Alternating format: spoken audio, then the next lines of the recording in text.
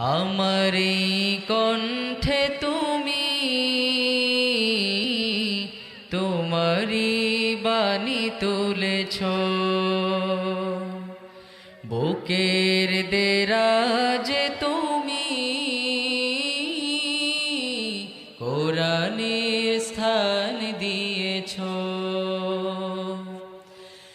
এত ভালোবাসো কেন মালিক আমায়, কি করে শুকর তার করি আদায়। এত ভালোবাসো কেন মালিক আমায়, এত ভালোবাসো কেন মালিক আমায়। পৃথিবী